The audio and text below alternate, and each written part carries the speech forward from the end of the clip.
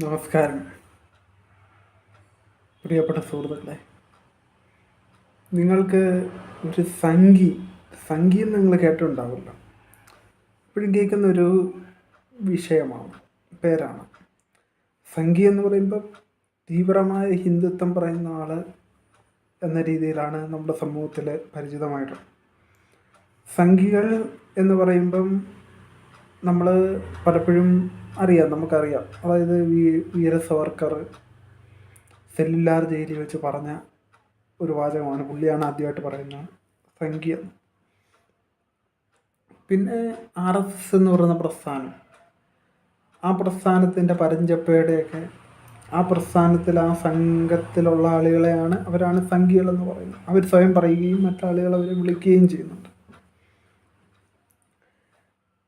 പക്ഷേ നമ്മളൊന്ന് ആലോചിച്ച് നോക്കിയാൽ നമ്മുടെ ഈ സംഖ്യകളെന്ന് പറയുന്ന വിഭാഗങ്ങളെല്ലാം ഹിന്ദുക്കളാണ്.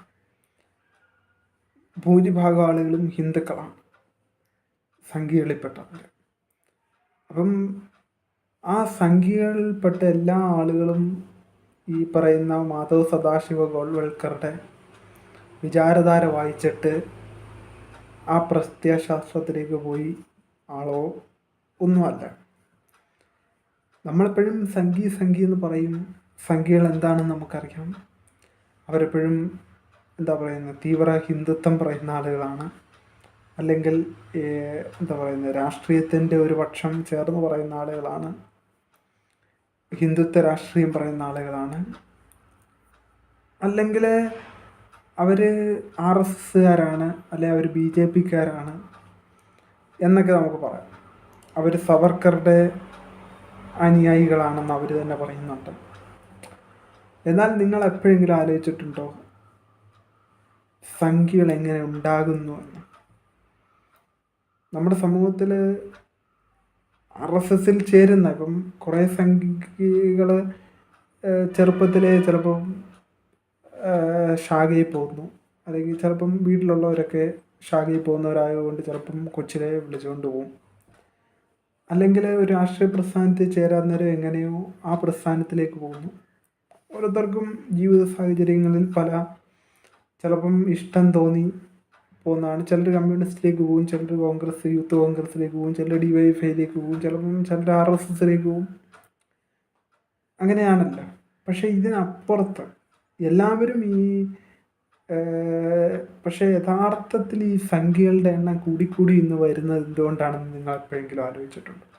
എല്ലാവരും ഞാൻ പറഞ്ഞ പോലെ മാധവ് സദാശിവ ഗോൾവൽക്കറുടെ വിചാരധാര വായിച്ചവരല്ല, വായിച്ചിട്ട് അതിലേക്ക് പോയവരല്ല. അത് കമ്മ്യൂണിസ്റ്റുകാരും അങ്ങനെ തന്നെയാണ്. എല്ലാവരും ദാസ് ക്യാപിറ്റലോ കമ്മ്യൂണിസ്റ്റ് മാനിഫെസ്റ്റോയോ ഡയലക്റ്റിക്കൽ മെറ്റീരിയൽസോ ഒന്നും വായിച്ചവരല്ല. അപ്പം ഇവിടെ സംഖ്യകളുടെ എണ്ണം കൂടി വരുന്നുണ്ട് ഇന്ന് സമൂഹത്തിൽ. എന്തുകൊണ്ടാണ് ഇതെന്ന് നിങ്ങൾ എപ്പോഴെങ്കിലും ചിന്തിച്ചിട്ടുണ്ട്? പക്ഷേ അത് എനിക്കിപ്പോൾ മനസ്സിലായി. ഞാൻ പറയട്ടെ. അതായത് സംഖ്യകളെന്ന് പറയുന്നത് എപ്പോഴും തീവ്ര ഹിന്ദുത്വമാണ് പറയുന്നത്. അപ്പം ഒരാളെ സംഖ്യയാക്കുന്നത്, സമൂഹത്തിൽ ഒരാളെ സംഖ്യയാക്കുന്നത് അയാൾ RSSൽ ചേരണമെന്നോ RSSൻ്റെ ശാഖയിൽ പോകണമെന്നോ സംഘത്തിൽ പോകണമെന്നൊന്നുമില്ല. അവർ പരസ്യമായിട്ട് ഞാൻ RSSകാരനാണ് അല്ലെങ്കിൽ ഞാൻ സംഖ്യയാണ് എന്നൊന്നും വിളിച്ച് പറയണമെന്നൊന്നുമില്ല. അവർ ചില അഭിപ്രായങ്ങൾ പറയും, ചില തീവ്ര ഹിന്ദുത്വ നിലപാടുകൾ പറയും, അല്ലെങ്കിൽ ചില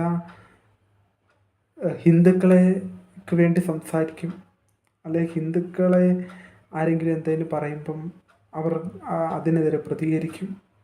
അങ്ങനെയൊക്കെ വരുമ്പോഴാണ് സമൂഹം തന്നെ അവരെ സംഖ്യ എന്ന് ചാർത്തപ്പെടും. ഇപ്പം എന്നെ തന്നെ ഇപ്പം മുസ്ലിങ്ങൾ മുഴുവൻ പറയുന്നത് ഞാൻ സംഖ്യയാണെന്നാണ്. ഞാൻ സംഖ്യ ആയിരുന്നു. ഇത്രയും നാൾ ഞാനൊരു മുഖംമുടി ഇട്ടുകൊണ്ട് നടക്കുകയായിരുന്നു. ഇപ്പം ഞാൻ സംഖ്യയാണ്, യഥാർത്ഥത്തിൽ ഞാൻ സംഖ്യയാണ്, എൻ്റെ സംഖ്യസം പുറത്തു വന്നു എന്ന് ചിലർ പറയുന്നുണ്ട്. നമുക്കത് വിഷയമല്ല. അതെന്തുകൊണ്ടാണെന്ന് ചോദിച്ചാൽ അതെന്തുകൊണ്ടാണെന്ന് ചോദിച്ചാൽ നിങ്ങൾക്ക് തന്നെ അറിയാം. ഹിന്ദു സംസ്കാരത്തെ അപമാനിക്കാനും രാമനെ അപമാനിക്കാനും ശ്രമിച്ചപ്പം അത് അപമാനിച്ച മുസ്ലിം ഈ തീവ്രവാദികൾക്കെതിരെ ഞാൻ പ്രതികരിക്കുകയും ചെയ്തു. രാമന് വേണ്ടി സംസാരിക്കുകയും ചെയ്തു. അതുകൊണ്ടാണ് ഞാൻ സംഖ്യയായത് അവർക്ക്. അത് പണ്ട് മുതലേ അങ്ങനെയാണ്. നമ്മുടെ സമൂഹത്തിൽ മുസ്ലിങ്ങൾക്ക് വേണ്ടി സംസാരിച്ചാൽ നമ്മൾ സുഡാപ്പിയാവും, ഹിന്ദുക്കൾക്ക് വേണ്ടി സംസാരിച്ചാൽ സംഖ്യയാവും. അങ്ങനെയൊക്കെയാണ് ഇവിടെ സംഭവിച്ചുകൊണ്ടിരിക്കുന്നത്. മനസ്സിലായി, കമ്മ്യൂണിസ്റ്റുകാർ ചെയ്യുന്ന എന്തെങ്കിലും ഒരു നല്ല കാര്യം പറഞ്ഞു കഴിഞ്ഞാൽ നമ്മളെ കമ്മിയാക്കും. അങ്ങനെയൊക്കെയാണ്. എന്നെ പണ്ട് സുഡാപ്പി ആക്കിയതാണ് ഇവിടെ ആളുകൾ, സംഖ്യകൾ ഉൾപ്പെടെയുള്ള ആളുകൾ എന്നെ സുഡാപ്പി ആക്കിയതാണ്. ഇപ്പം ആ മുസ്ലിങ്ങൾ തന്നെ എന്നെ ഇപ്പം സംഖ്യയാക്കിയിട്ടുണ്ട്. രണ്ടിലും നമുക്ക് വലിയ വിരോധമൊന്നുമില്ല, കാരണം അവരുടെ മനസ്സിലാണ് രണ്ടും തോന്നിയിട്ടുള്ളത്. പക്ഷേ നിങ്ങൾ ഒരു കാര്യം ഞാൻ പറയാമെന്ന വളരെ പ്രധാനപ്പെട്ട ഒരു കാര്യം അതല്ല, ഒരാൾ എങ്ങനെയാണ് സംഖ്യയാകുന്നത് സമൂഹത്തിൽ. ഞാൻ പറഞ്ഞില്ലേ, ഈ സംഘടനയിൽ പോകാത്ത, ശാഖയിൽ പോകാത്ത ആളുകളൊക്കെ സമൂഹത്തിൽ സംഖ്യ എന്ന പേര് ചാർത്തപ്പെടുന്നത് എങ്ങനെയാണ് എന്ന് നിങ്ങൾ എപ്പോഴെങ്കിലും ആലോചിച്ചിട്ടുണ്ടോ? അത് എങ്ങനെയെന്ന് ചോദിച്ചു കഴിഞ്ഞാൽ, ഒരാൾ ഹിന്ദു സംസ്കാരത്തെ മോശമായിട്ട് പറയുമ്പം, ഹിന്ദു സംസ്കാരത്തിലെ ഓരോന്നിനെ മോശമാക്കി ചിത്രീകരിക്കുകയും ഒക്കെ ചെയ്യും. ഇപ്പോൾ ഉദാഹരണത്തിന് നമ്മുടെ വിഷയം തന്നെ എടുക്കാം. ഇപ്പോൾ ശ്രീരാമനെ ദൈവമല്ല എന്നൊക്കെ പറഞ്ഞുകൊണ്ട് ഓരോന്ന് പറയുമ്പം നമ്മൾ എന്ത് ചെയ്യും? അതിനെതിരെ പ്രതികരിക്കും. അതിനെതിരെ പ്രതികരിച്ചാൽ നമ്മൾ സംഖ്യയാണ്. മനസ്സിലായി? അത് മുസ്ലിം പ്രതികരിച്ചാലും ഹിന്ദു പ്രതികരിച്ചാലും ക്രിസ്ത്യാനി പ്രതികരിച്ചാലും ഇതേ അവസ്ഥ തന്നെയാണ്. അവനെ സംഖ്യയാക്കും, അല്ലെങ്കിൽ അവളെ സംഖ്യയാക്കും. അതാണ് ഇവിടെ നടന്നുകൊണ്ടിരിക്കുന്നത്. അപ്പം ഇവിടെ കുറേ ആളുകൾ പറയുന്നുണ്ട്, ഞാൻ ഒരു സംഖ്യ, നിങ്ങൾക്ക് അങ്ങനെ തോന്നുന്നുണ്ടോ? ഞാനൊരു സംഖ്യയാണ് എന്നൊരു അപ്പം ഒരാൾ വീഡിയോ ഇട്ട് പറഞ്ഞിരുന്നു, ഞാൻ സംഖ്യയുടെ വക്കത്തി എന്നിങ്ങനെ നിന്നു, അവിടെ വരെ പോയി നിലപാട് പറഞ്ഞെന്ന്. ഞാൻ സത്യത്തിൽ നമ്മുടെ സമൂഹത്തിൽ സംഖ്യകൾ ഉണ്ടാകുന്ന, സംഖ്യകൾ ഇനിയും കൂടത്തേ ഉള്ളൂ. കാരണം ഈ തീവ്രവാദികൾ ഉള്ളിടത്തോളം കാലം സംഖ്യകൾ കൂടത്തേ ഉള്ളൂ. കാരണം സംഖ്യ എന്ന് പറയുന്ന യഥാർത്ഥത്തിലൊരു ഇവർ പറയുന്ന പേരാണ്. ഒന്ന് ആലോചിക്കണം, അത് സംഖ്യയാണോ എന്താണെന്ന് ഇവരൊരു പേര് കൊടുത്തതാണ്.